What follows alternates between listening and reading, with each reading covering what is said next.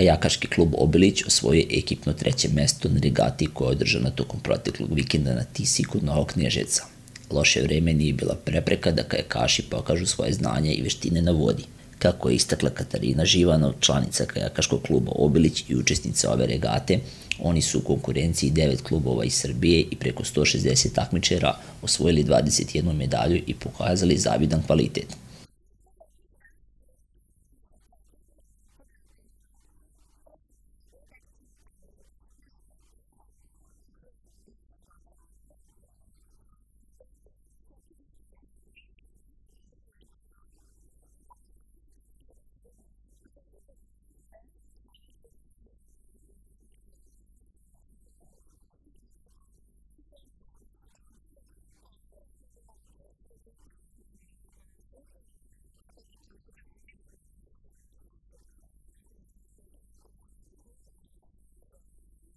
Loše vreme sa kišom pratilo je kajakaše tokom čitavog takmičarskog dana. Ipak kajakašima Obilića, Saši Bibiću i Dunji Skajovski ovo je bila dodatna motivacija da na ovom takmičenju ostvare zapažene rezultate.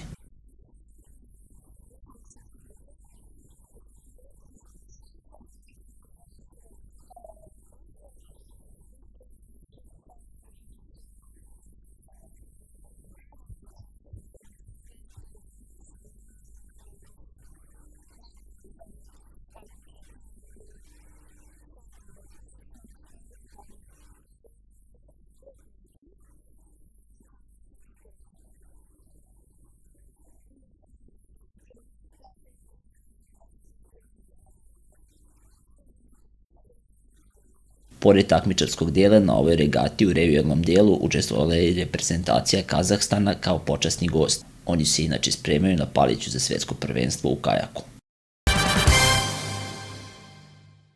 Vodosti Tise u stagnaciji sa tendencijom stagnacije naredna 4 dana. Vodosti reke Tise kod Novog Kneževca na današnji dan iznosi 181 cm, dok izmjerena temperatura vode iznosi 24,2 stepena Celzijusa. Za sutrašnji dan meteorolozi prognoziraju delimično oblačno vreme. Minimalna dnevna temperatura iznosit će 18 stepeni Celzijusa, dok će maksimalna dnevna temperatura dostići do 33 stepena. Duvaće severni vetar jačine do 11 km na čas, a pritisak će biti oko normale. Vlažnost vazduha iznosit će 61%. Intenzitet UV zračenja bit će umjeren i dostići će vrednost 6 UV indeksa. Usled biometeoroloških prilika oprez se savjetuje osobama sa respiratornim oboljenjima. Moguće su izvjesne tegobe kod srčanih bolesnika, pa im se preporučuje smanjena fizička aktivnost.